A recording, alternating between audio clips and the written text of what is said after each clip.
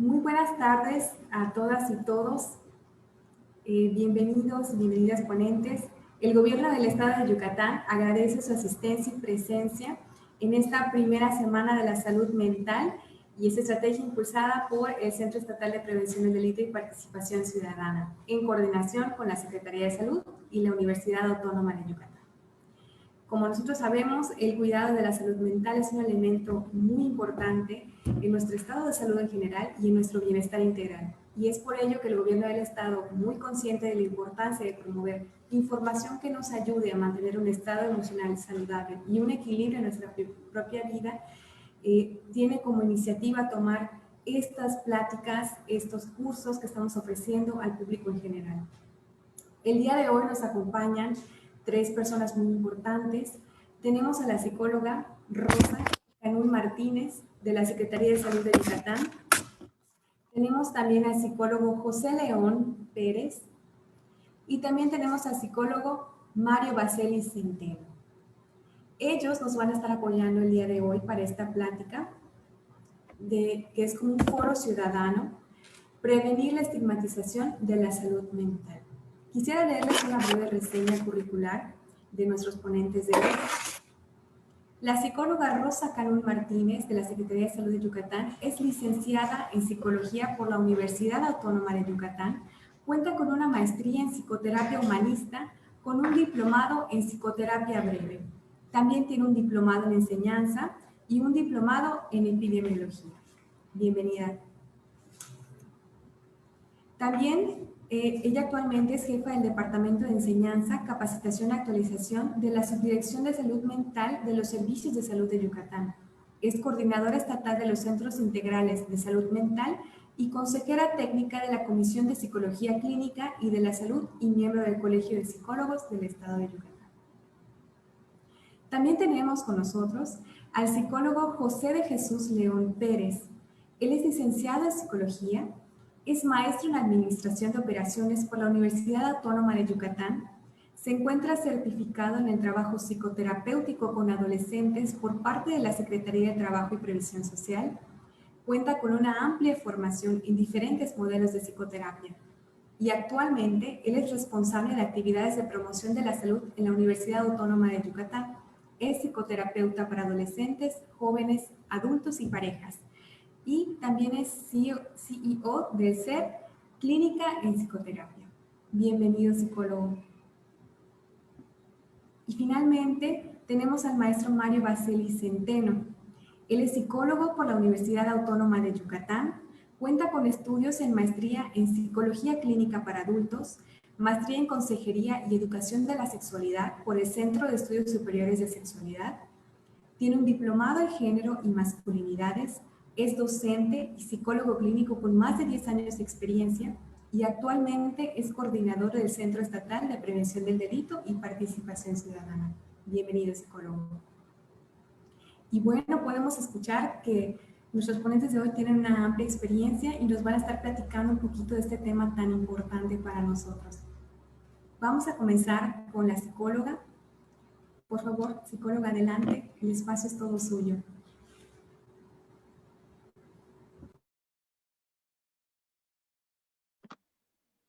Muchas gracias, muy amable, muy buenas tardes a todos y todas.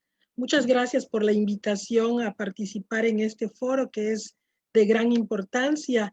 Y bueno, agradecer al público, a quienes están allá escuchando, por interesarse en estos temas que tienen gran relevancia para su salud mental y para que puedan apoyar la salud mental de quienes están a su alrededor. Pues yo voy a hablar de cómo se construye la salud mental. Y comienzo señalando que la salud mental se construye cuidando el desarrollo óptimo de la persona. Todas las personas tenemos una serie de características desde que nacemos que potencialmente vamos a desarrollar. Para que esto ocurra, es muy importante que las familias tengan esa claridad y esa capacidad de observación acerca de cómo es el nuevo ser que ha llegado a un hogar, por ejemplo, ¿no? Y en esa claridad y capacidad de observación identifiquen esas características para que de acuerdo a esas características vayan trabajando, vayan relacionándose con el niño o niña, les vayan enseñando y dando oportunidades de aprendizaje conforme van aumentando de edad, de todas las cosas que les interesen, de todas aquellas actividades y tareas que ven que se interesan y que les vayan resultando fáciles de realizar, porque así es como ellos y ellas pueden desarrollar todas sus capacidades, pueden desarrollar todos sus recursos. Definitivamente es muy significativo que los maestros, maestras, entrenadores o entrenadoras deportivos, maestros de áreas y maestras de áreas de apoyo como artísticas, deportivas, es decir, en todos los ambientes en que el niño se vaya desarrollando, haya esa claridad de aceptar, de observar y de dar oportunidades para que las características únicas que tiene esa persona que esté en formación y se vaya desarrollando, pues les vaya realizando cada vez más mejor. La construcción de la salud mental tiene que ver con la claridad que a lo largo del aprendizaje, nosotros como favorecedores del desarrollo, lo que buscamos es que esta personita, esta persona adolescente o adulto que entre a un nuevo ambiente, pues se sienta bien, se sienta pleno o plena realizando esas actividades y las vaya fortaleciendo. También es importante que se facilite el aprendizaje del control de las emociones. Enseñar que todas las emociones son necesarias, tienen una función en nuestra vida cotidiana y que lo importante es aprender a expresarlas, pero todas, no hay emociones positivas o negativas en cuanto a la funcionalidad, sino nada más en cuanto a la expresión puede ser adecuada o no adecuada. Cuando enseñamos al niño, a la niña, al joven, al adolescente, al adulto a autorregular sus emociones, pues estamos favoreciendo la salud mental. También se construye de las habilidades para relacionarse consigo mismo, es decir, como personas, cuánto y cómo te conoces, cuánto y cómo te aceptas, cuánto y cómo expresas quién eres, cómo eres. Eso es muy importante porque tiene que ver con el valor que se dé uno a sí mismo como persona. Y muchísimo más importante lo es porque hay ocasiones que el medio social, como tiene prejuicios de que las personas, los niños o las niñas tienen que actuar de tal o cual forma, puede ser que no les estén dando esa aceptación necesaria. Entonces, por eso es muy importante que la persona aprenda, que le enseñemos a conocerse, a aceptarse, a darse su propio valor. Y también se construye de la relación que la persona haga con las otras personas a su alrededor, de la forma en que conviva, en que establezca relaciones, en que realice trabajos y tareas en conjunto con otras personas.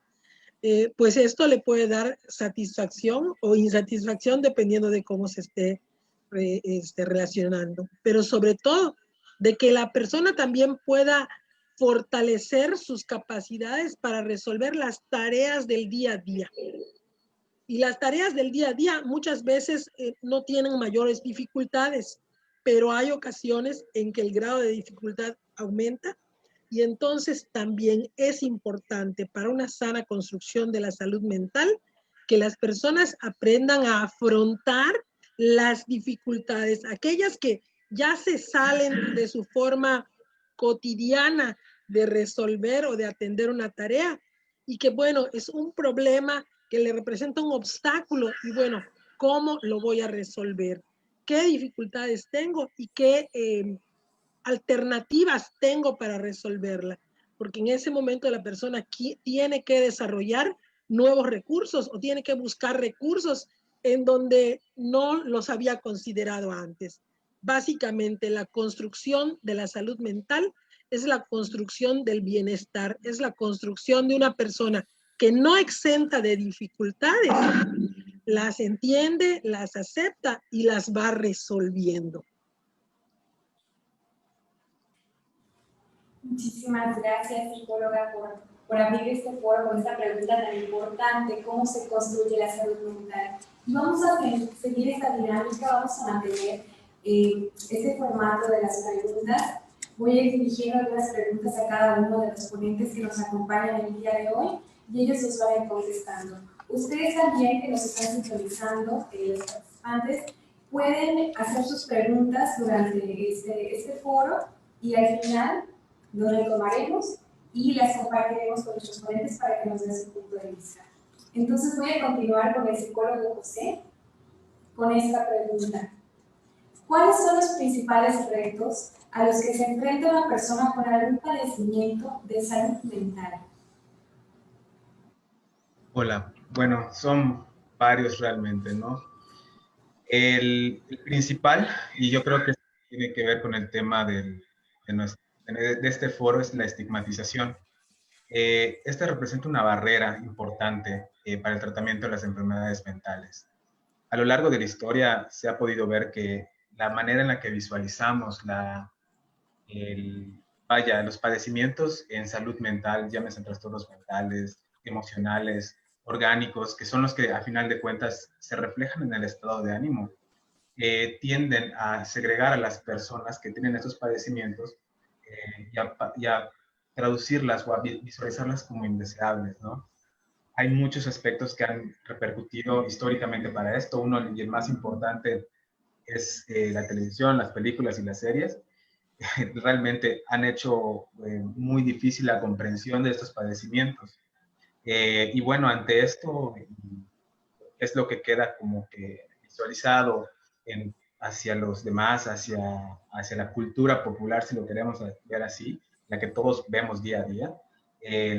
Existen otras muy importantes como las geográficas o las financieras y las institucionales, ¿no? Que van muy de la mano con la estigmatización. Primero que nada, por la presencia de estereotipos, ¿no? Sobre todo porque en este aspecto tienden a ser desfavorables. ¿Y en qué repercute un estereotipo en función de la salud mental cuando es desfavorable? Bueno, principalmente es que tiende a haber un desprestigio, un descrédito a las personas que lo padecen, ¿no? Se juzga negativamente. Alguien que tiene una afectación en el estado de ánimo, por lo regular se le dice, pero ¿por qué lo tienes? O sea, ¿por qué te sientes así? Solamente tienes que sentirte bien. Y ese tipo de cosas que imposibilitan el poder acceder, primero que nada, a una adecuada orientación, a tratar el padecimiento sin vergüenza, porque muchas veces es lo que ocasiona. El hecho de sentirse juzgados, de sentirnos juzgados, porque, a un paréntesis, la salud mental y una afectación nos puede pasar a cualquiera de nosotros, demeritan mucho e impiden que las personas podamos llegar a los servicios adecuados, a la información adecuada, y por lo regular haya demasiada desinformación y prejuicios alrededor de ello. Entonces, muchas veces esto justifica, esta idea, estos lentes que tenemos hacia la salud mental, justifican, sobre todo cuando es desfavorable, que haya una discriminación y que también se le pueda negar los derechos de atención y de salud. Y bueno, evidente es, por ejemplo, los grandes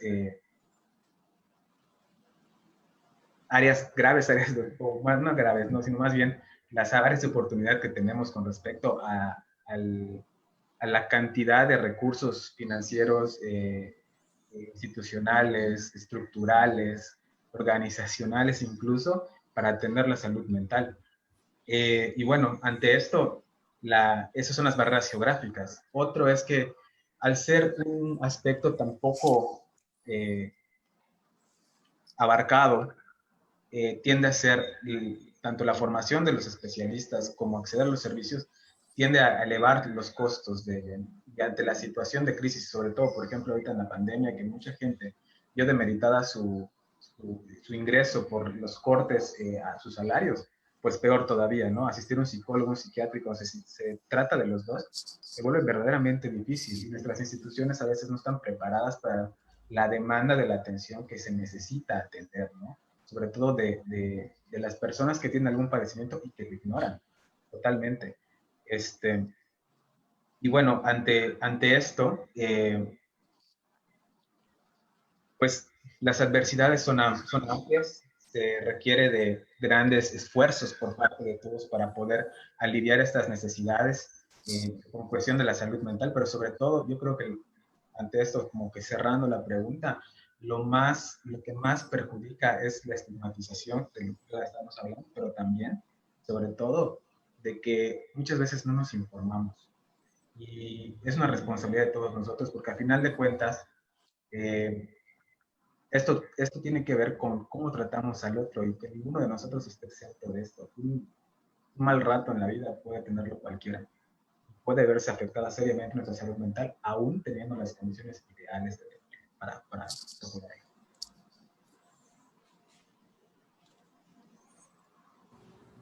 Muchísimas gracias, psicólogo José, por su participación. Por su participación, muchas gracias. Vamos a pasar a la siguiente pregunta. Esta la vamos a dirigir al psicólogo Mario Baselli. Y esta pregunta dice: ¿cuáles son los principales mitos sobre los padecimientos mentales? Psicólogo, la palabra es suya. Gracias, Eli.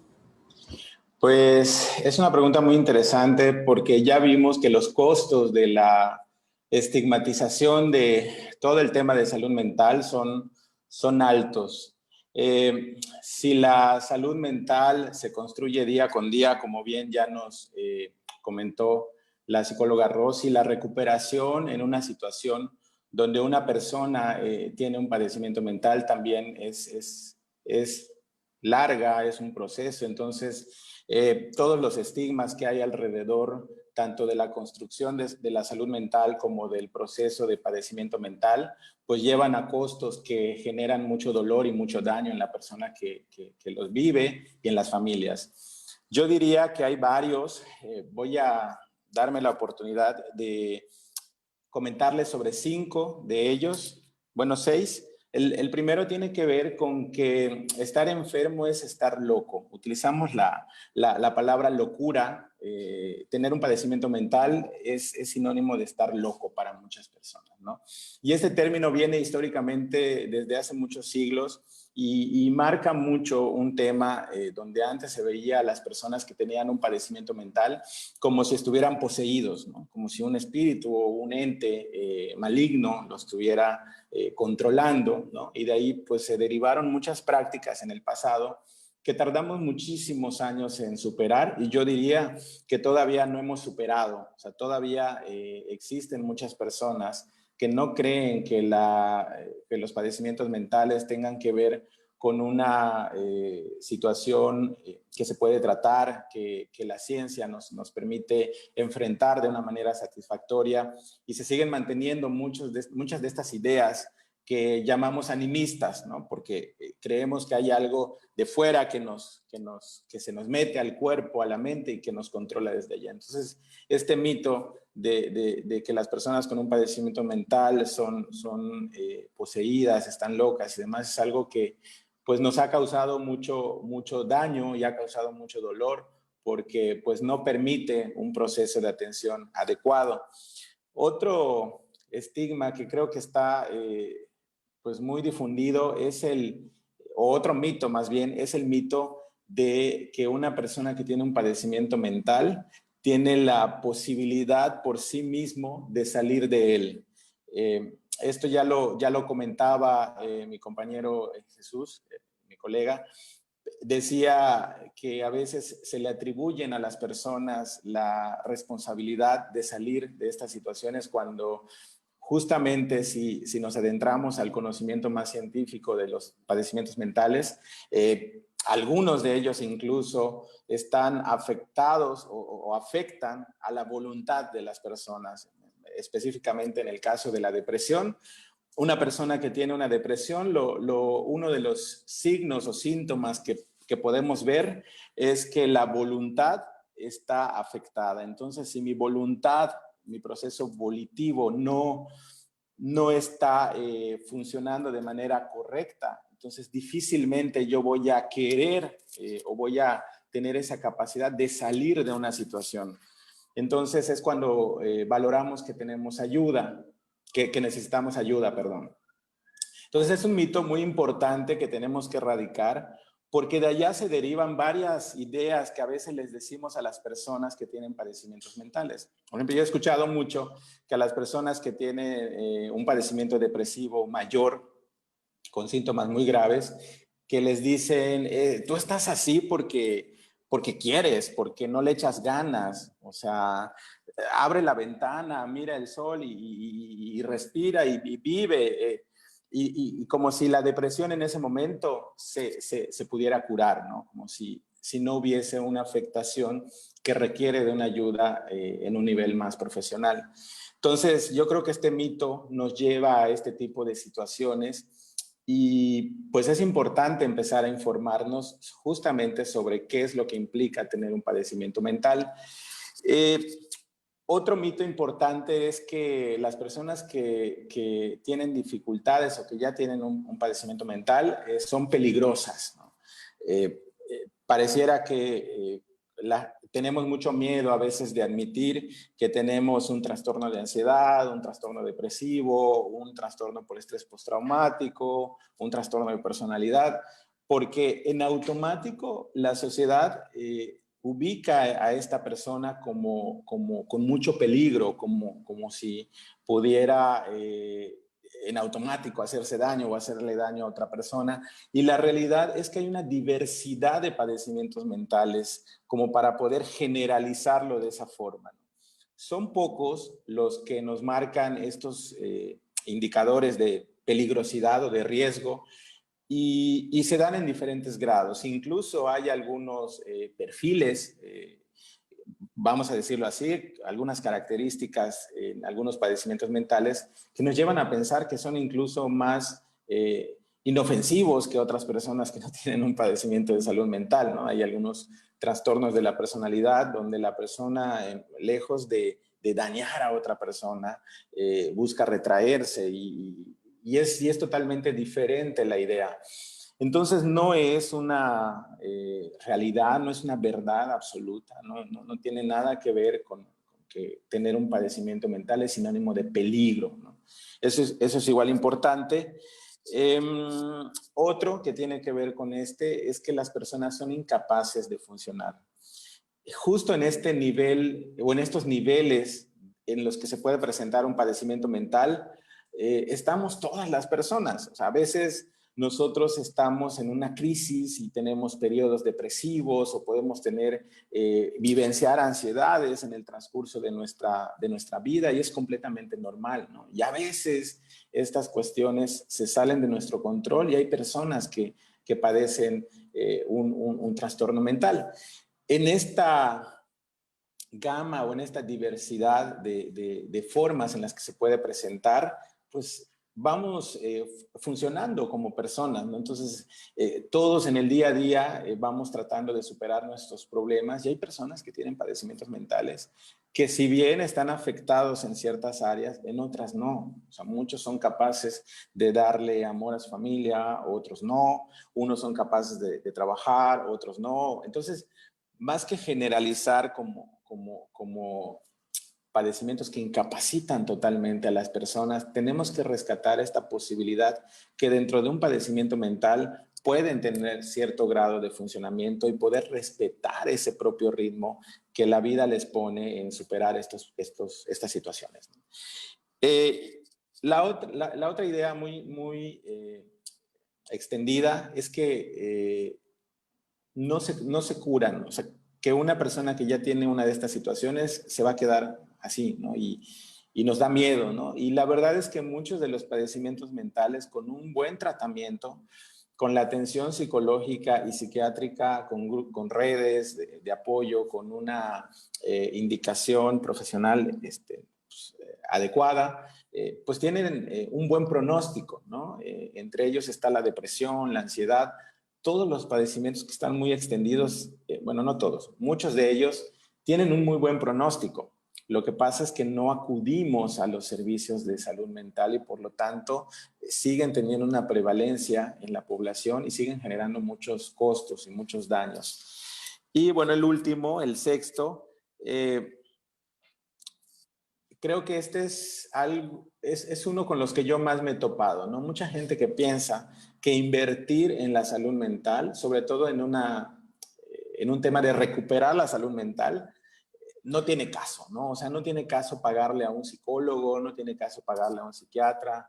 O sea, ¿qué vas a hacer con un psicólogo? He escuchado, una psicóloga. Si solo te escuchan y te cobran, entonces volvemos al mismo punto, ¿no? Tú puedes por ti mismo, ¿no? No. ¿Qué más te van a decir los profesionales de la salud mental? Y bueno, la verdad es que quienes nos dedicamos a este tema, pues hemos estudiado muchísimos años, hemos estado pendientes de actualizarnos y podemos ofrecer una alternativa más allá de la simple voluntad o las simples ganas. Entonces creo que vale la pena también superar este mito. Y pues en fin, hay muchos más, pero creo que con estos 6 nos damos cuenta que estamos plagados de ideas prejuiciadas acerca de lo que tiene que ver la salud mental y los padecimientos mentales. Muchísimas gracias, psicólogo Mario, por aclararnos esta parte de los mitos tan importante. Quisiera continuar con la siguiente pregunta, esta vez dirigida a la psicóloga Rosa. La pregunta se refiere a ¿por qué muchas personas se resisten a acudir a terapia psicológica?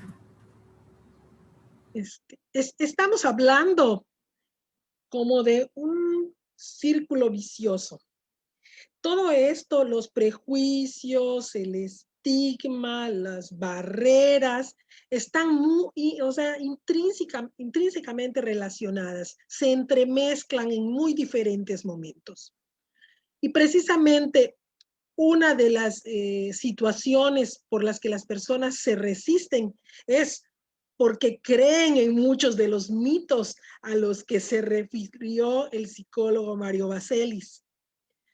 Pero además y eso es fundamental, son los mitos los que nos están atrapando, estamos entrampados en ellos, porque además forman parte de muchas de las ideas que culturalmente dominan. Entonces, cuando uno acude a alguna persona y le comenta alguna de esas dificultades, van a reaccionar de manera en concordancia con los mitos en los que creen, y esos están muy difundidos. Pero además de ello es necesario señalar que también es importante hablar de una parte que tiene que ver con la estructura organizacional. Vamos a imaginarnos la gente del interior del Estado, las poblaciones del interior del Estado, de nuestro Estado y de todos los estados, ¿verdad? Que quisieran acudir, pero allá hay resistencia porque también hay dificultades para trasladarse, para transportarse, porque eso implica gastos directos. Y como hay gastos directos y hay la dificultad de conseguir un transporte, la posibilidad o la realidad de no tener ingresos ese día, ¿verdad? Bueno, pues eso hace que no acudan a algunos servicios. Esto tiene que ver con barreras en la atención, con la estructura de la organización de los servicios de salud mental en todo nuestro país y creo que a nivel mundial. Pero si ya nos vamos a la parte del individuo, tiene que ver con una resistencia individual, pero que tiene que ver con las barreras estructurales. Pero hay otras barreras que tienen que ver con el estigma social, es decir, el temor que tienen las personas a ser señaladas, a ser rechazadas, a ser criticadas, si los demás con quienes conviven, es la sociedad o el ambiente en el que convive, ven que acude a solicitar servicios. Entonces, como hay ese estigma social y esa etiqueta y yo no quiero estar dentro de ella, no quiero que me señalen, no quiero que me rechacen, no quiero que se den cuenta que estoy entrando a un lugar donde se da atención a la salud mental, pues entonces me resisto, no acudo. Y esto es compartido por familias, por amigos, por los vecinos, en realidad por toda la sociedad. Esto desalienta mucho la búsqueda de ayuda, que aunque haya a lo mejor esa inquietud o ese interés porque haya algo que le está preocupando a la persona de sí mismo, se enfrenta a todo eso y eso desalienta. El temor se hace más fuerte y, bueno, siempre ya no quiero. Eso es por una parte. Por otra parte, también ocurre que ese estigma social se internaliza, es decir, la misma persona empieza a creer fielmente, ¿verdad?, en todos esos mitos, en todos esos prejuicios, y se pone a sí mismo esas etiquetas, esos apodos, esa sensación de que pues no, ¿verdad? Mejor no pido ayuda porque eso va a implicar o que yo me aleje de los amigos o que rompa con algunas relaciones o incluso que me sienta incómodo ir al trabajo o si voy al trabajo tener que ocultarlo. Entonces esto pues genera también mucha ansiedad en la persona. Y pues no quieren vivir ese rechazo, que están convencidos que pues es algo que se le tiene que dar a las personas que tienen alguna dificultad. Entonces, al internalizar esto, pues las probabilidades, es un contexto en el que la probabilidad de buscar ayuda disminuye mucho más. Vivimos en una cultura culpígena, que en donde se castiga el error, en donde reconocer alguna dificultad es, pues es un signo de debilidad, en donde tenemos que ser apropiados. Lo de moda es ser exitoso, poder con todo, resolver cuanta situación se nos presente en la vida. En comparación a lo que es regular, que las personas tenemos fortalezas y tenemos debilidades. Y pues tener una debilidad, tener una limitación, no poder resolver una dificultad, es lo más humano que ocurre. Así somos las personas. No nos las sabemos de todas. Y también hay un refrán muy común, ¿verdad? Pero que también tenemos que ir soltando porque son cosas que nos arraigan al pasado. La ropa sucia se lava en casa. Es decir, si yo tengo alguna dificultad, si tengo alguna limitación, si tengo algún conflicto, que nadie se entere. Pero en ese que nadie se entere, a veces cae la propia persona en una trampa de que no se enteran ni siquiera las personas más cercanas a sí mismo. Entonces, es la ansiedad, el estrés, el temor, todo eso va haciendo que pues la resistencia cada vez sea mayor. Necesito ayuda, me doy cuenta, pero ¿cómo le hago si no puedo decírselo a nadie? Si no puedo contárselo ni a mi mejor amigo, ni a mi mejor amiga, ni a esa persona a quien le tengo confianza. Entonces, esta situación, como señalaba al principio, son mitos, prejuicios, obstáculos que han permeado y están tan arraigadas en nuestra cultura que en los diferentes ambientes en los que nos movamos, pues va a haber muchas personas que validen, que ratifiquen este tipo de mitos. Y lo que necesitamos hacer precisamente es salir todos juntos por todas partes al mismo tiempo a decir, estos son mitos, son ideas erróneas. Y es perfectamente válido equivocarse, porque de las equivocaciones uno aprende. Es normal tener caídas, porque cuando caigo busco la manera de levantarme. Es normal tener un problema porque empiezo a buscar alternativas para solucionarlo.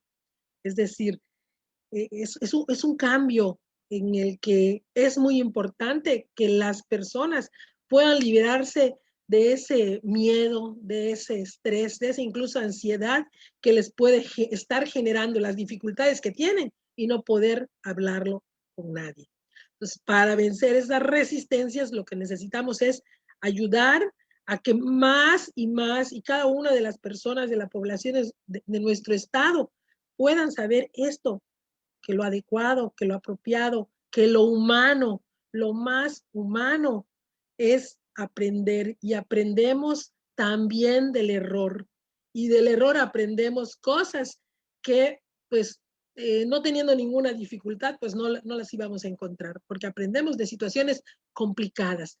Y esto nos va fortaleciendo poco a poco, nos va ayudando a ser mejores poco a poco en el nivel de temperamento. No tenemos que ser iguales a otros y menos iguales a los modelos que nos presentan los medios masivos de comunicación, que pues son actuaciones, que son creación de imágenes. Entonces, si las personas nos comparamos con con estas figuras ideales, pues obviamente pues vamos a estar siempre en desventaja. Esas figuras son idealizadas en realidad, son creadas, no son reales. Gracias.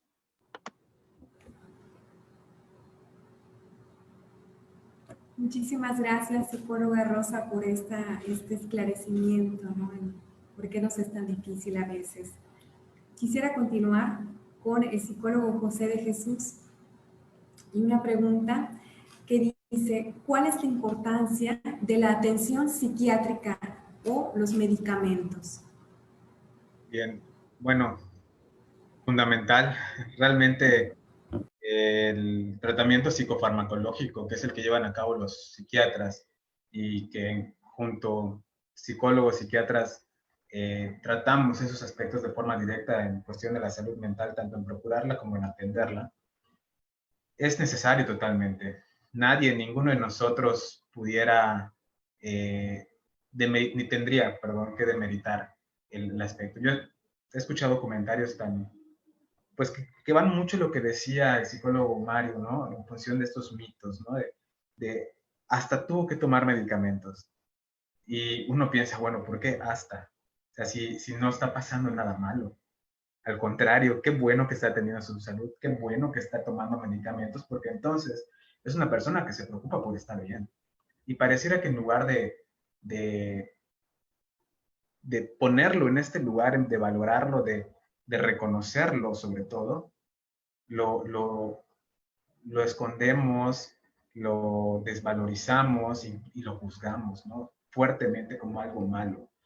Me quedé con algo que dijo la psicóloga Rossi con respecto a esos modelos que vemos antes, o sea, no solo en televisión, sino sobre todo en redes sociales, estas personas sumamente estéticas a veces, con vidas fabulosas y fragantes, ¿no? Pero que ciertamente son personas que, digamos, dedican su vida a eso, no hacen otra cosa. Y el resto de todos nosotros trabajamos, tenemos responsabilidades en casa, tenemos responsabilidades en el trabajo. Sería incluso tratar de llegar a esos estándares tan altos, tratando de ser muy rígidos en esto, contrario a la salud mental, ¿no? Y ante esto, la posibilidad de tomar un medicamento, pues tampoco entra, ¿no? ¿Cómo será que me vean los demás? Que es lo que decía la psicóloga Rossi. ¿Qué será lo que vayan a decir si ven que yo agarro y me tengo que tomar mi pastilla, el ansiolítico, el antidepresivo, a las 9 de la mañana que estoy en el trabajo, ¿no?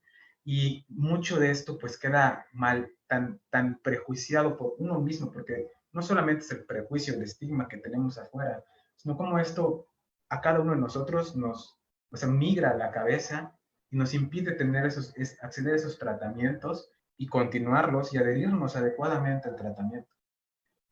Creo que a nadie o a ninguna persona que padezca diabetes o que tenga una infección con calentura se le dice, a ver, solamente con que lo pienses vas a regular tu azúcar o vas a bajar la temperatura a la calentura de los 38 grados que tienes. Jamás. Todos te dicen, tómate una pastilla, ¿por qué no vas al médico? Ya te inyectaste la insulina. Pasa exactamente lo mismo con los psicofármacos, ¿sí? Exactamente lo mismo. ¿Por qué? Porque el cuerpo no está pudiendo por sí solo, porque hay una afectación orgánica que ninguno de nosotros puede regular con la cabeza, con la voluntad o con simplemente querer. O como decía el psicólogo Mario, abrir las ventanas y que la depresión salga, porque no podemos, eso es imposible, ¿sí? Necesitamos el medicamento para estabilizar y para que entonces, en este caso, ya el psicólogo, en la psicoterapia, a veces hay psiquiatras que están formados en psicoterapia, podamos hacer el trabajo de atender a las personas y el agobio, el estado de ánimo tan exacerbado que viven las personas con una afectación. Y repito, como en la primera pregunta, que no tiene que ser algo grave, a veces son momentos muy malos que pasamos y que cualquiera de nosotros va a pasar ratos malos, por así decirlo, pues puede quedar muy demeritado si no tiene esta adecuada medicación, ¿no? Más aún cuando es necesaria, más aún cuando hay un aspecto orgánico en el cuerpo, sobre todo que lo requiere, ¿no? Y cuando no lo hay, cuando el estilo de vida, recordando un poco ahorita lo que decía la psicóloga Rosy, nos demanda tanto, sobre todo el contexto actual, es sumamente agresivo, ¿no? Yo creo, para exigirnos tanto. Nos pedimos ser buenos en todos, en todo, en todos. Nos pedimos ser lo mejor y no fallar, y no tener la oportunidad de sentirnos mal, y no tener la oportunidad de hablarlo y decir, chispales, me está yendo mal. Y cuando eso sucede, ser muy castigados, de modo que se deja de hacer, ¿no? Entonces, el cuerpo, la mente empiezan a entrar en un periodo de lo que normalmente se le denomina ese estrés, pero que a final de cuentas, en estados muy elevados, tiene consecuencias importantes a nivel de neurotransmisores y la secreción hormonal que cambian terriblemente nuestro estado de ánimo hasta volverlo incontrolable, incapaz de ser moderado por la voluntad. Entonces, si no hay un acompañamiento en el momento que nosotros necesitamos de una atención psiquiátrica que tenga un acompañamiento psicofarmacológico, vaya, más comúnmente como medicamentos, difícilmente el psicólogo va a poder hacer su trabajo, difícilmente, y peor aún, uno por sí solo pudiera salir de esta cantidad de emociones que se juegan. Son insoportables. Por eso se requiere del fármaco, porque entonces, al regular la cantidad de secreciones, de neurotransmisores que se están jugando en el cuerpo, el estado de ánimo baja, como el azúcar se regularía en una persona con diabetes, y entonces puede hacer mejor su vida, y entonces puede pensar mejor, y entonces puede entender mejor y pensar, chispas, creo que puedo ir al psicólogo, chispas, creo que no estoy bien y que necesito ayuda, y que está bien pedir ayuda y que está bien no estar bien.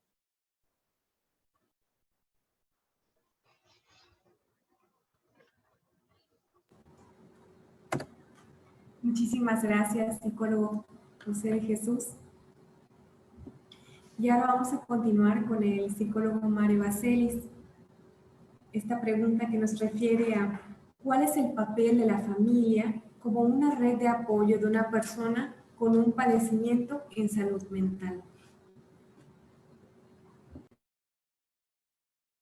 Gracias, psicóloga Eli, por la pregunta. Es muy importante y creo que es uno de los ejes fundamentales tenemos, de los que tenemos que hablar el día de hoy, ya que el entorno en el que una persona construye su salud mental o deconstruye su padecimiento mental, pues tiene mucho que ver con los convivientes, las y los convivientes en casa, ¿no? Independientemente de quiénes sean tu familia o consideres tu familia, lo que ellos y ellas hagan con respecto a lo que a ti te ocurre va a favorecer o va a obstaculizar el que tú puedas recuperar la estabilidad y el sentirte bien. Entonces, yo diría que el primer punto importante es la comprensión. No solamente la comprensión de que pues tenemos que superar mitos y que tenemos que ayudar a la persona porque la queremos, si tiene un padecimiento mental, sino la comprensión un poco más de fondo. O sea, tenemos que trabajar en conocer el padecimiento que le afecta a veces no nos damos el tiempo. O sea, sabemos que nuestro padre, nuestra hija, nuestro hermano padecen depresión y decimos, pues pobre, porque pues está feo tener depresión, ¿no? Y no logramos mirar que en la medida en la que nosotros también podamos representar una oportunidad de escucha, de apoyo, y que esto solo lo vamos a lograr a partir de entender a la depresión, cómo se da, cuáles son sus causas, cuál es su pronóstico, cómo podemos apoyar, qué estrategias podemos utilizar en casa para apoyar a la persona que padece esta situación. Si no lo hacemos, es más complicado que las personas puedan salir adelante, ¿no? Yo creo que esto tiene que ver con también con una característica de individualidad que pues en épocas recientes es como más marcada. Creo que nos olvidamos incluso a veces de preguntar, oye, ¿cómo vas? ¿Con cómo te sentías?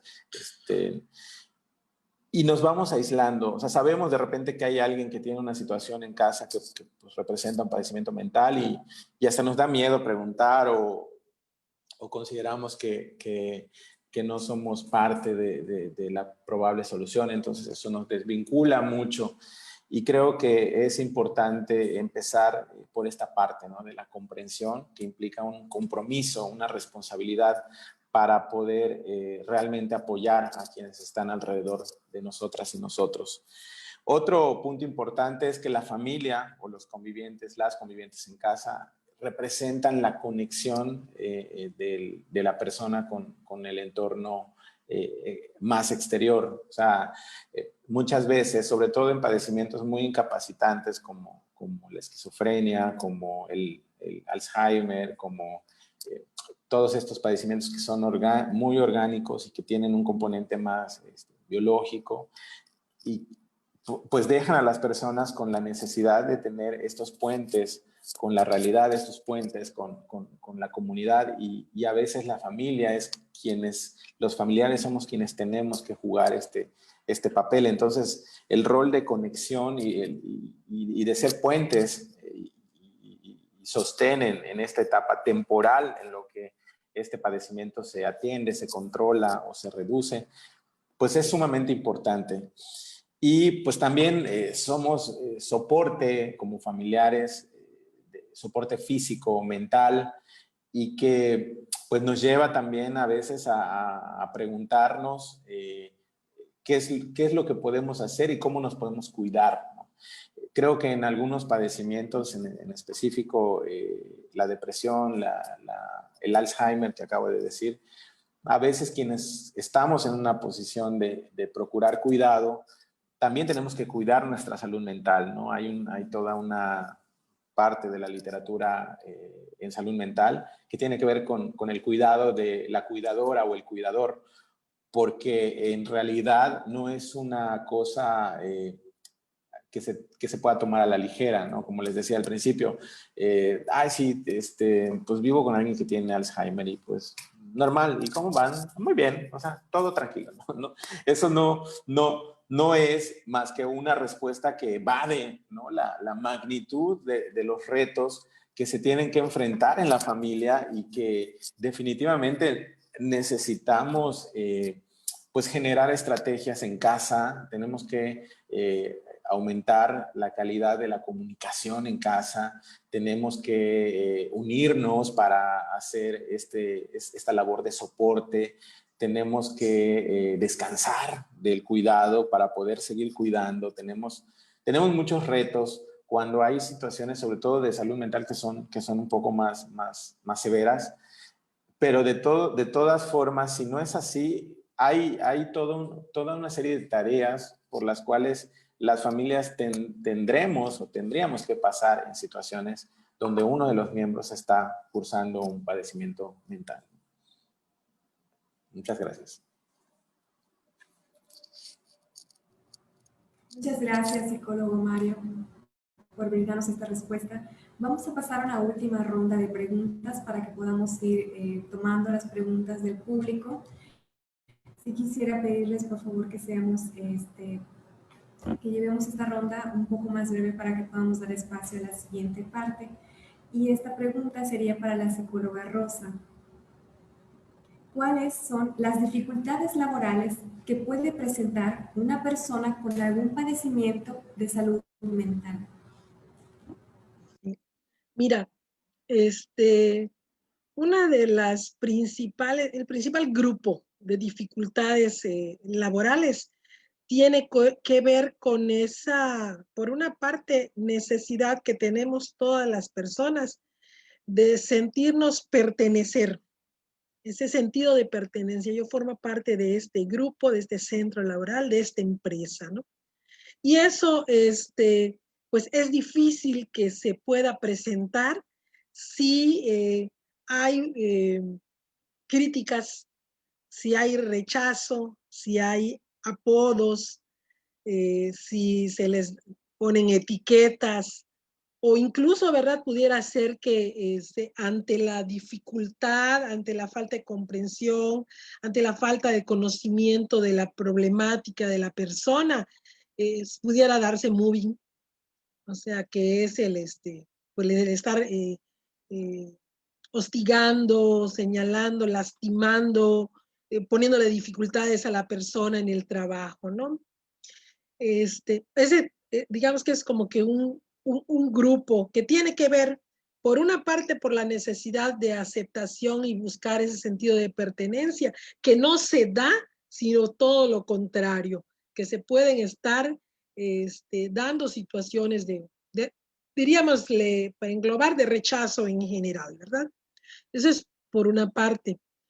Por otra parte, es también cuando la empresa, cuando los jefes, cuando los compañeros no tienen esa información acerca de qué es el padecimiento, cuáles son en general los padecimientos, no de cada persona, sino en general los padecimientos, es que hay incomprensión y esta falta de apoyo. El detalle es que esta incomprensión y esta falta de apoyo puede dar como resultado que no se den algunos pequeños ajustes y como que una estrategia dentro de la empresa para darle apoyo a la persona que tenga alguna problemática, por ejemplo, depresión, por hablar de algo que es de lo más frecuente, ¿no? Yo aquí sí quiero señalar el trabajo que he visto que se realiza en asociaciones y en los grupos de papás de las personas que tienen una discapacidad intelectual. ¿Cuál es la diferencia? Allá, como no es algo de lo que culpen a la persona, que es parte de los mitos, ¿no? No culpan a la persona no es culpable de, sino es una enfermedad, es un trastorno que pues tuvieron de nacimiento. Entonces la familia es quien se ha empoderado y ha luchado por la búsqueda de más espacios y que en los espacios se hagan ajustes razonables a las características de las personas que tienen una discapacidad intelectual. Mi sueño, y ese es un sueño, digo, tenemos que trabajar todos aquellos los que nos dedicamos a trabajar con la salud mental por esa búsqueda de espacios, por esa capacitación, porque esa falta de comprensión, falta de apoyo y falta de ajustes razonables a las características de la persona, pues tiene que ver con mostrarnos como mejores personas, como mejores seres humanos, como un mejor centro laboral, aquel centro laboral que acoge, que apoya, que da condiciones para que la persona, con todo y sus dificultades, pueda estar bien. Entonces es un sueño, ¿verdad? ¿Qué otras dificultades tienen? Que como producto de toda esa situación que les genere ansiedad, estrés, pues obviamente cometan más errores y tengan una baja productividad, que pues haya ausentismo laboral, ¿verdad? Porque entonces mi problema, lejos de ir disminuyendo, se va incrementando. Que haya incluso despidos injustificados. Y eso es cuando ya la persona tiene trabajo. Vamos a imaginarnos en el supuesto de que una persona ya tiene trabajo. Cuando la persona no tiene trabajo, el principal obstáculo es precisamente la dificultad para encontrar trabajo, que en las mismas condiciones, características, competencias, habilidades y recursos que otra persona tenga, pues difícilmente pues va a ser una persona a quien le asignen ese trabajo, aunque cumpla con el perfil. Despidos injustificados, y algo más que pudiera señalar es que pues es difícil que se extiendan incapacidades médicas por depresión o por tener una crisis en un trastorno mental, ¿no? Esa es pues, una de las grandes dificultades que hay. Gracias. Muchísimas gracias, psicóloga Rosa. Vamos a pasar con el psicólogo José de Jesús y siguiendo un poquito el hilo con esto que usted nos acaba de comentar, psicóloga, ¿cuál es la responsabilidad de un patrón en el caso de que algún trabajador o trabajadora presente un padecimiento mental? Bien, bueno, anteriormente había un gran vacío, ¿no? En esto y creo que han habido avances, pero el camino nunca llega. Yo creo que no se llega a poder decir ya se solucionó, ¿no? Siempre hay cosas que van saliendo, ¿no? Ante esto, la Secretaría de Trabajo y Previsión Social en 2016 emite la NOM 035. La NOM 035 es un documento oficial que es fácilmente descargable en cualquiera de sus buscadores. Cualquiera de ustedes puede buscarlo y ahí se especifican los factores, perdón, las obligaciones del patrón con respecto a los factores de riesgo psicosocial, que son los que pueden afectar la salud mental. Entonces, ¿cuáles son las obligaciones? Primero que nada, prevenir estos factores. ¿Qué quiere decir esto?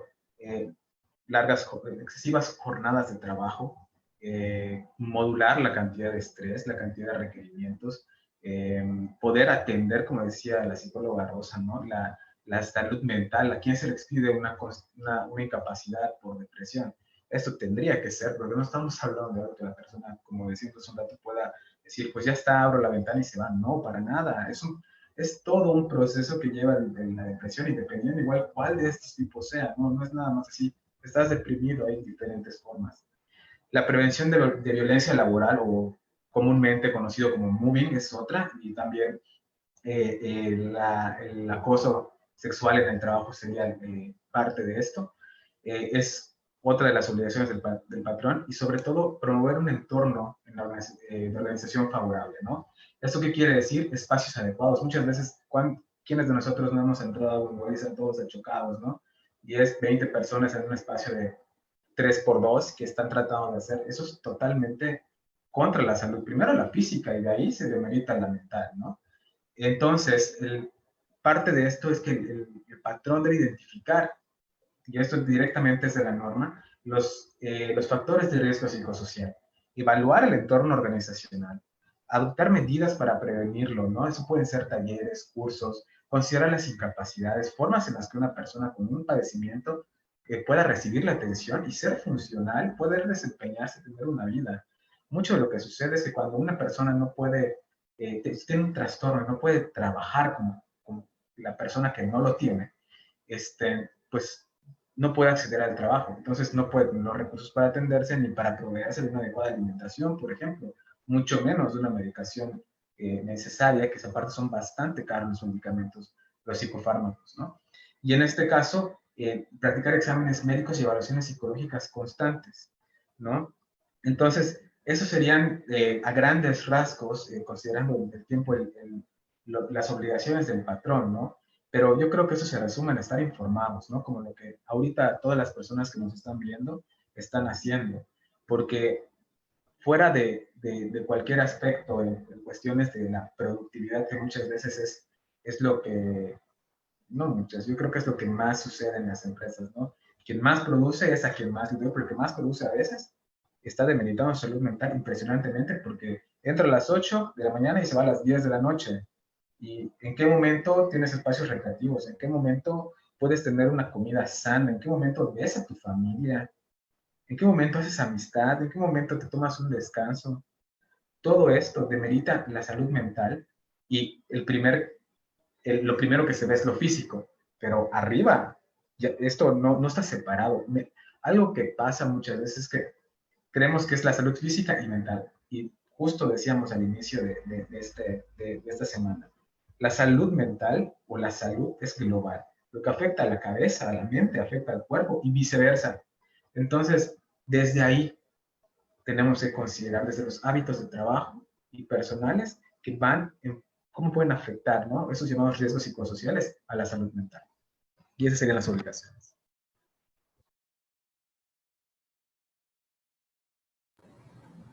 Muchas gracias, psicólogo, por esta información que nos está compartiendo.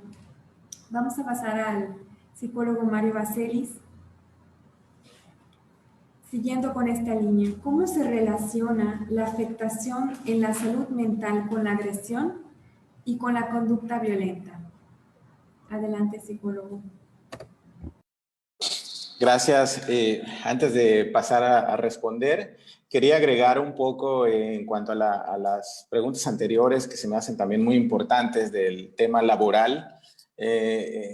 Lo que estamos viviendo ahora con la pandemia también tiene que ver con un ajuste en los patrones de trabajo y creo que también ha impactado de manera significativa sobre las formas, sobre lo que implica estar en una modalidad a distancia, virtual, los cambios sociales que han llevado a pérdidas económicas, cierre de empresas, mucha gente está desempleada. Entonces, todo esto ha impactado de manera importante en la salud mental en general y creo que estamos ante un reto donde las condiciones del trabajo no son las idóneas y que nos vamos a encontrar con muchas personas que van teniendo secuelas de esta situación desde... Perdón, está fallando esto, ya.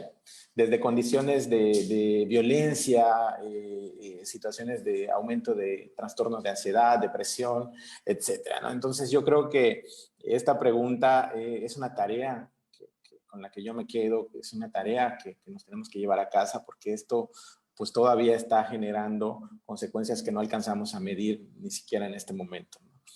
Y bueno, ya pasando a la pregunta, la agresión y la violencia, perdón, la violencia y la salud mental, los trastornos de salud mental, yo creo que aquí igual hay muchos mitos.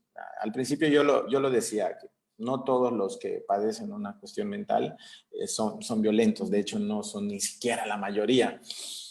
Sin embargo, la gente así lo percibe, ¿no? Está tomando medicamentos, no vaya a ser o sea, aléjate de él o de ella porque pueden ser peligrosos, ¿no?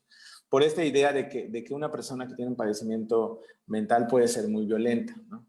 Salvo casos como casos de esquizofrenia, casos de desórdenes de personalidad severos como la conducta antisocial, donde se pierde esta empatía, por ejemplo, y pueden dañar intencionalmente a otras personas.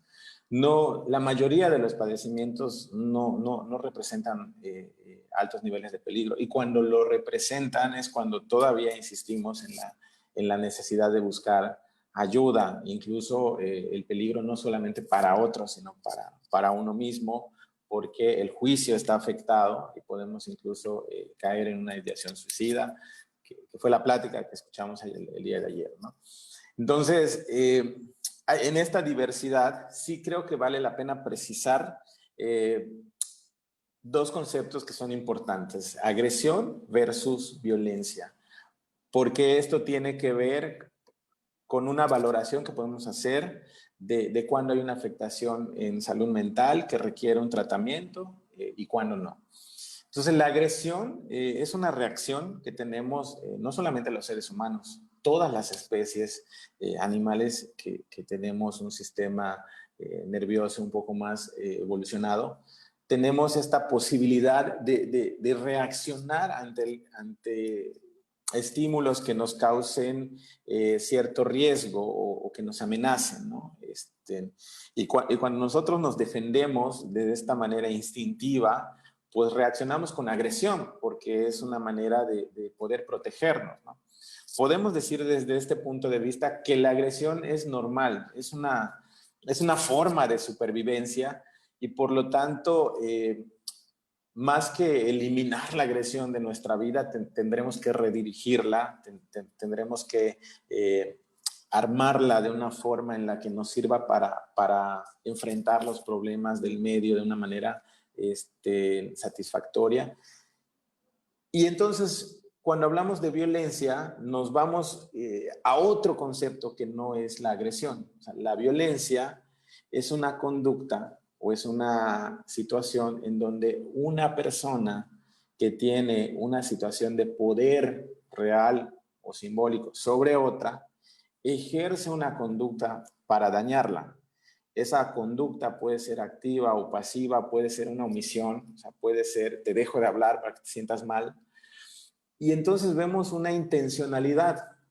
Y lo quiero poner con un ejemplo más concreto, ¿no? Si tenemos una mascota, un perrito, donde le damos de comer y tiene mucha hambre y en ese momento metemos la mano, pues lo más seguro es que aunque esta mascota, este animal que te acompaña siempre, que te quiere, que lo quieres, pues tiene hambre y si tú metes la mano y él interpreta que le vas a quitar la comida, pues va a reaccionar y quizás te va a hacer algo, ¿no? Es una reacción agresiva.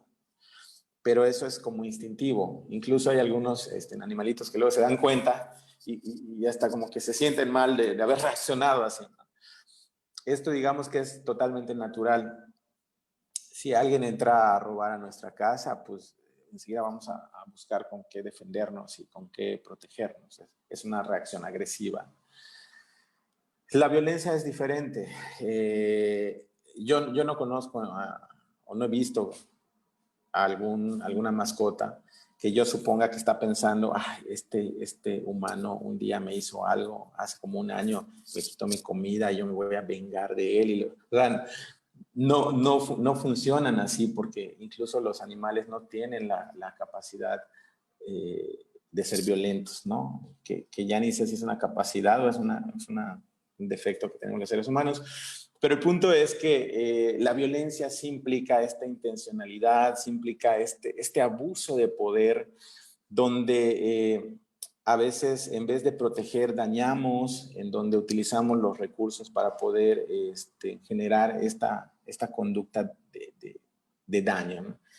En ese sentido, tenemos que tener mucha precaución porque hay padecimientos mentales que generan conductas agresivas. O sea, que las personas en esta interpretación distorsionada a veces que tienen de las situaciones reaccionan como un modo defensivo y la violencia a veces se da en personas que no tienen ningún padecimiento mental.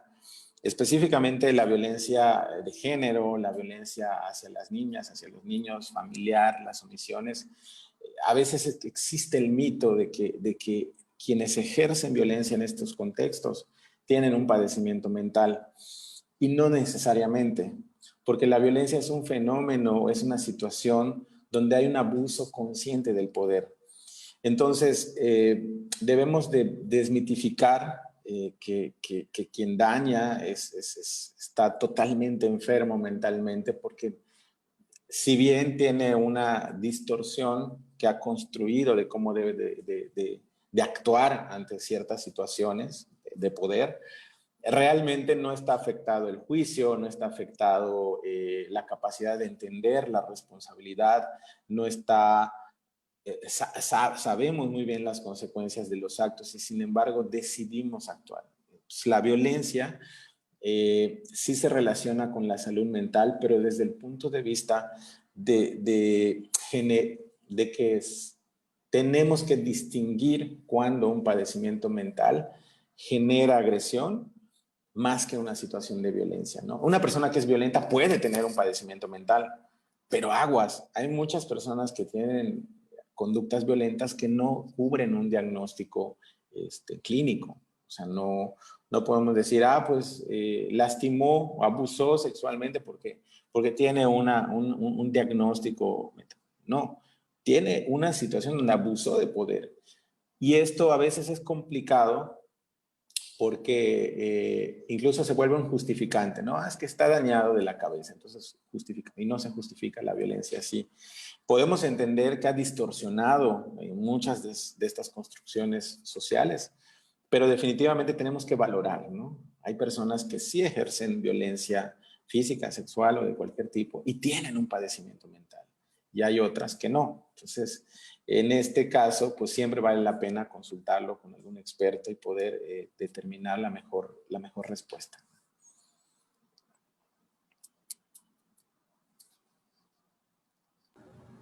Muchísimas gracias, psicólogo Mario, por explicarnos esta diferencia entre agresión y violencia.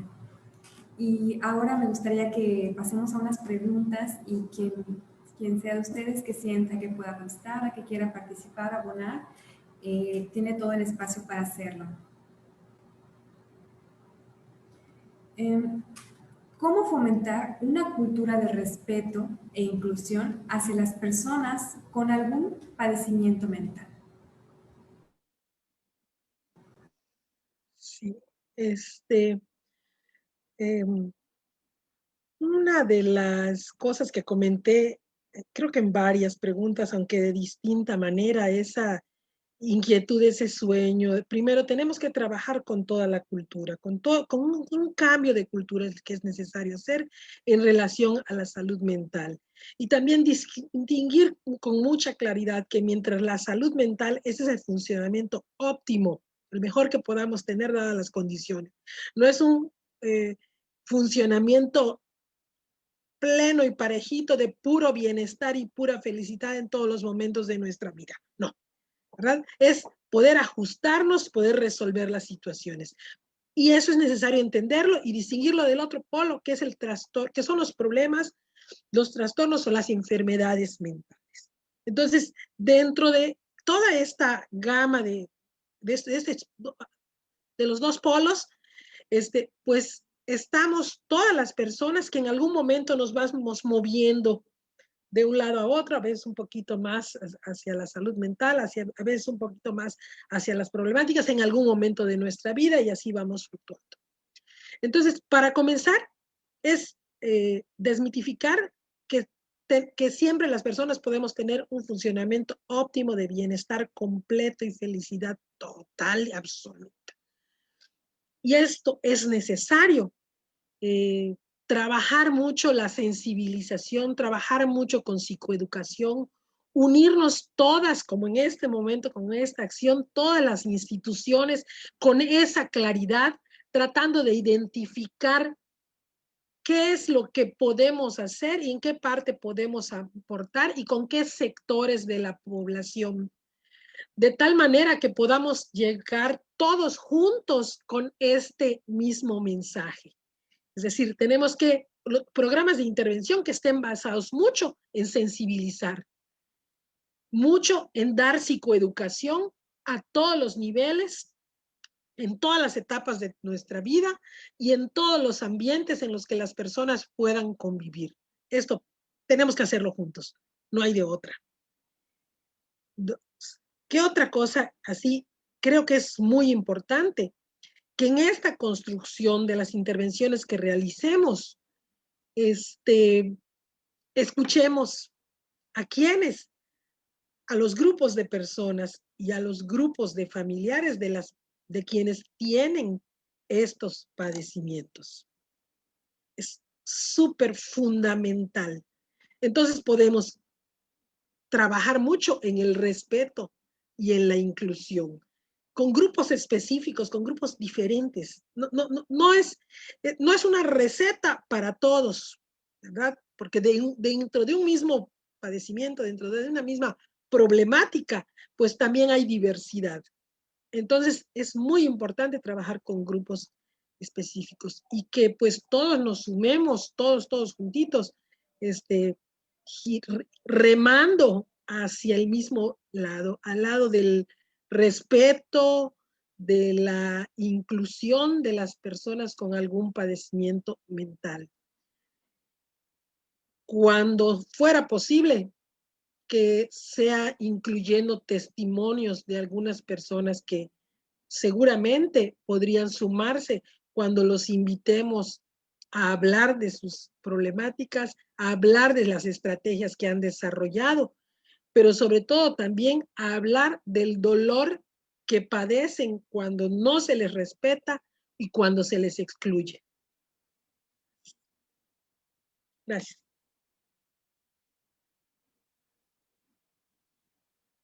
Muchas gracias, psicóloga. ¿Quisiera agregar algo más? Sí, hay algo que mi área es el área de trabajo en la subdirección de salud mental es enseñanza, capacitación y actualización. Y fíjense que uno de los grandes retos, que creo que eso es muy importante, es actualizar en todos los planes de estudio asignaturas que tengan que ver con eso. Yo creo que todos los planes de estudio de nivel licenciatura, todos los niveles. Pero bueno, vamos específicamente a hablar ahorita de formación de recursos humanos en salud. Todas las carreras que tengan que ver con la atención a la salud necesariamente tienen que tener un componente de salud mental. Por una parte, para el desarrollo de competencias. Y por otra parte, tendrían que tener una asignatura, un área que tenga que ver con el desarrollo humano. Es decir, estamos formando profesionales, pero también estamos formando seres humanos. Todos somos seres humanos en construcción, incluso quienes ya tenemos algunos añitos más de edad, seguimos siendo seres en construcción, pero si aprovechamos la oportunidad de la formación en las escuelas, podemos formar competencias profesionales para la atención en salud mental, que obviamente tengan ese componente de la sensibilización con el hecho de estar trabajando en el área y conociendo e informándose acerca de la salud mental, van a desarrollar esa sensibilización. Pero si además trabajamos el desarrollo humano de la persona, independientemente de si se va o no a desarrollar una profesión de servicio a la salud. Gracias. Ahora sí. Gracias. Muchísimas gracias, psicóloga. Le cedemos ahora el turno a...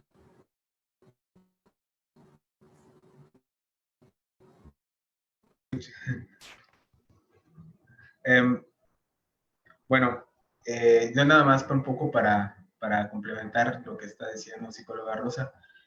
Justo comentaba en la plática de atención psicológica de primer contacto, en la Universidad Autónoma de Yucatán se está haciendo esto, ¿no? La necesidad es imperiosa y es algo que se ha atacado y acatado para poder justamente formar profesionales que tengan estas competencias de identificar y de tomar en cuenta la salud mental, ¿no? Entonces, yo creo que es algo que va a migrar a muchas instituciones, pero que bueno, ya se está haciendo y pues siempre es bueno estar, vaya, muy atendiendo las necesidades de nuestro entorno, ¿no?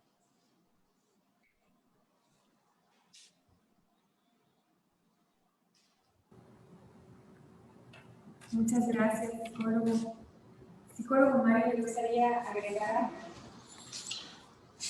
Pues realmente construir entornos que estén lejos de los estigmas.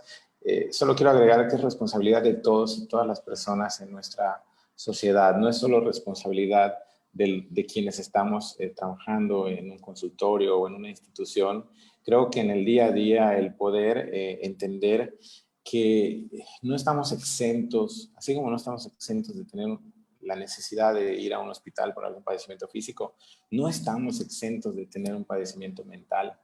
Incluso de todos los que estamos escuchando hoy, no sabemos quiénes podremos desarrollar algún padecimiento tipo de las demencias, ¿no? Porque eso no se puede quizás uno prevenir, ¿no? Entonces, pero hay otras cosas que también nos pueden pasar, no sabemos quiénes en algún momento vamos a tener un riesgo suicida porque no tenemos comprado el futuro. Entonces, mientras nos veamos como lejanos a la situación, yo creo que no vamos a abonar como personas a la construcción de entornos que favorezcan la reducción de estos estigmas. Entonces, sí quisiera como concientizarnos a todas y a todos de que somos parte de esta nueva visión de las cosas.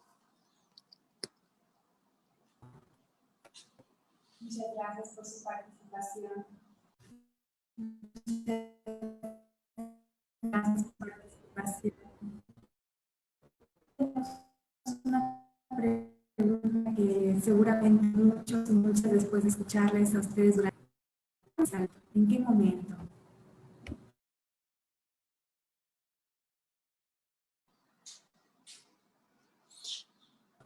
Adelante. Claro, creo que no se alcanzó a escuchar bien la pregunta. Creo que se refiere a cuándo acudir a un servicio de salud mental, ¿no? Creo que también es muy valiosa la pregunta porque los servicios de salud mental no solamente son servicios para atender padecimientos mentales. Tendríamos que partir de allá. Creo que hay un eco en la transmisión. Creo que ya está. Okay. Los servicios de salud mental tienen que ver con proporcionar a la población herramientas y estrategias para poder construir situaciones de bienestar en las familias. Y cuando las situaciones rebasen la capacidad de las familias y de los individuos para responder, entonces podremos hablar de atención especializada, psiquiátrica, psicológica. Pero en realidad, hablar de salud mental tendría que ser incluyente para que cualquier persona que desee, como decía la psicóloga Rosy Canul, que desee iniciar un proceso de desarrollo personal, humano, que desee aprender a manejar el estrés, que busque estrategias para mejorar la comunicación en casa, tendríamos que estar también abiertos a esa posibilidad. Y desde allá yo les quiero invitar a que no esperemos a que tengamos un padecimiento mental para poder acudir a buscar una ayuda profesional. A veces el simple hecho de buscar un espacio conversacional nos puede generar un mayor bienestar porque descargamos emociones, porque encontramos nuevas alternativas.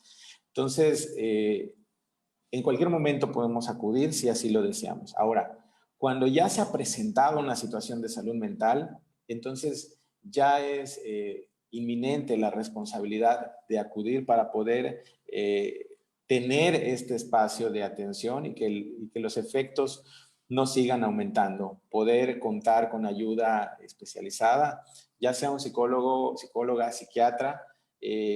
Vamos a valorar, estamos preparados para diagnosticar y poder entender cuál es el mejor servicio que necesitan y en su caso tendremos que referir, pero lo importante es que acudan, ¿no? O sea, cuando ya se presentan estas cuestiones, cuando las personas ya no pueden por sí mismas porque están teniendo dificultades en su trabajo a nivel interpersonal, dificultades en el plano familiar, social, sexual, y todo esto les rebasa y sienten la necesidad de ayuda, pues entonces es inminente que tienen que acudir. No sé si alguien de mis compañeros quiere agregar algo. Sí, así es. El psicólogo José, no sé si usted le gustaría agregar algo a esta. Pero bueno, siempre en la línea de en qué momento, ¿no? Yo creo que no tiene que haber un momento de crisis o llegar a cuestionarnos sobre si mantenemos o no nuestra vida, ni tenemos que sentirnos el agobio o el estrés hasta que las cosas sintamos que se nos van a salir de control. Creo que el momento en el cual sería ideal buscar la atención a la salud mental es desde esa primera sospecha en la que decimos, no sé qué me está pasando, no me siento bien, no me satisfacen las cosas que están pasando ahorita, no, me siento molesto todo el tiempo. En el momento que me pregunto, ¿qué será que me está pasando? Cuando a lo mejor incluso físicamente el estilo de vida que cada uno pueda tener o podemos tener, está teniendo repercusiones serias en nuestra salud. Preguntarnos, ¿qué será que está pasando también en la cabeza? Que puede que los mismos hábitos me estén llevando a tener conductas de autocuidado riesgosas o farmacodependientes o incluso en las que sean perjudicadas nuestra salud física, ¿no? Entonces, yo creo que el primer momento aquí es esa sospecha en la que decimos, ¿qué será que me pasa? No me estoy sintiendo bien. Algo sucede.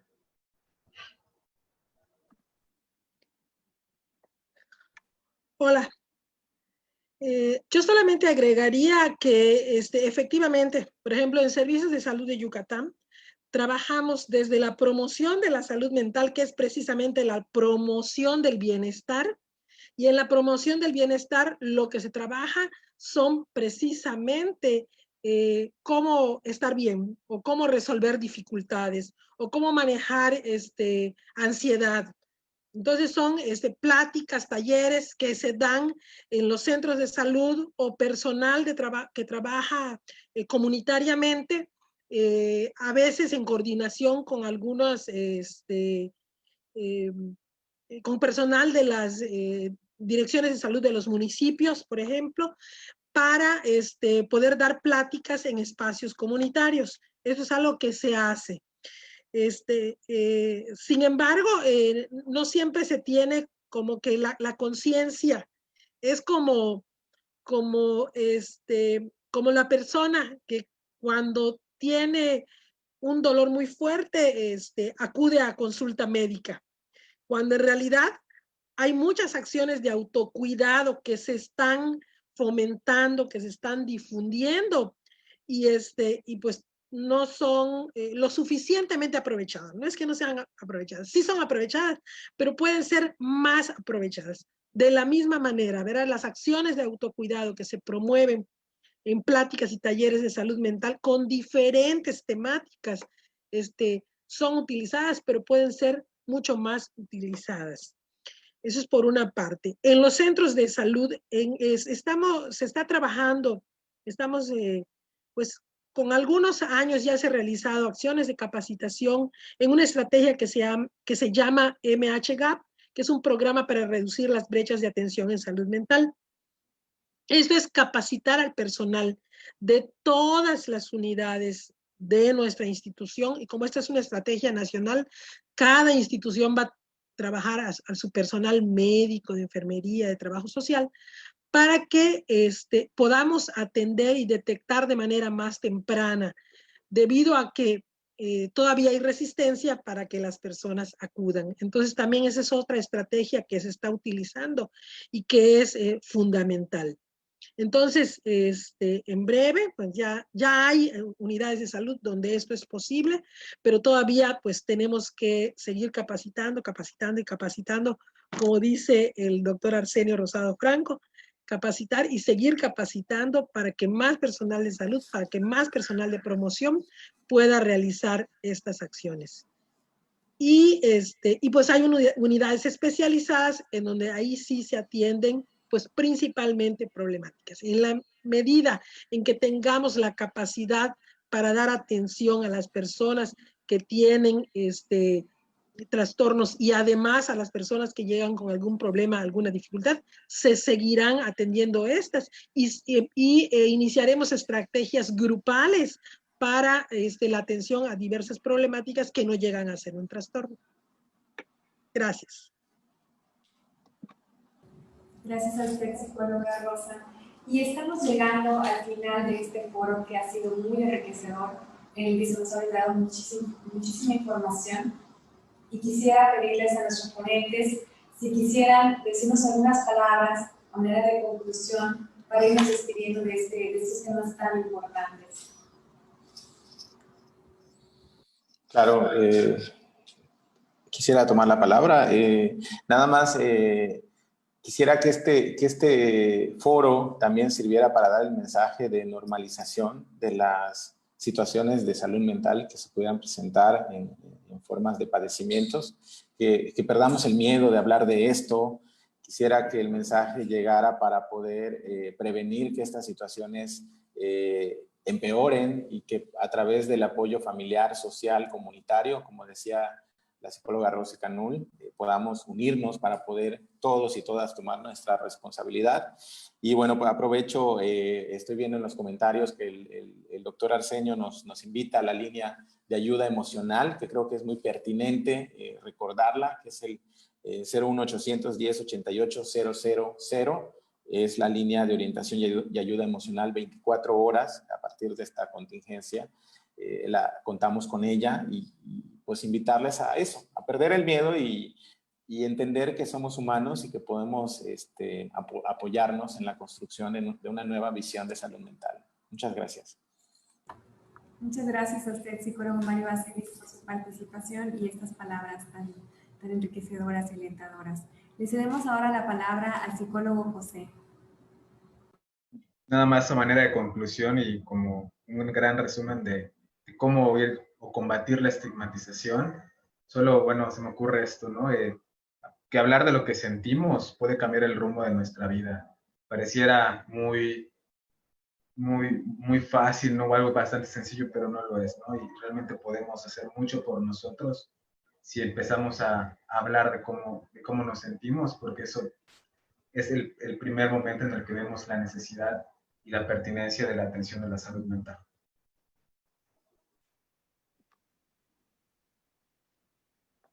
Bueno, mi conclusión es esta. Hablemos de salud mental, trabajemos todos en nuestra salud mental, apoyemos a la persona que está ahí junto a nosotros, observándola, escuchándola, tendiéndole la mano. Y en la medida en que podamos y en la medida en que tengamos información, acerquémonos a buscar información de los lugares en los que se puede acudir para recibir atención.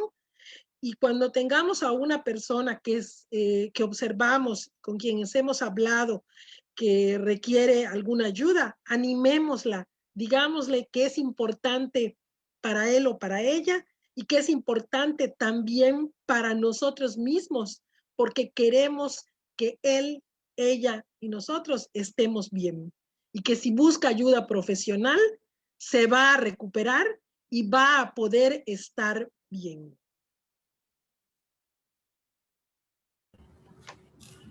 Bueno, finalmente no nos queda más que agradecerles a nuestros ponentes del día de hoy por tan valiosa información que nos han estado brindando, y sigan las redes sociales de la Secretaría de Salud, de la Universidad Autónoma de Yucatán, del Centro Estatal de Prevención del Delito y Participación Ciudadana, para que estén al tanto de esta y otras actividades en pro y en beneficio de nuestra salud mental y emocional.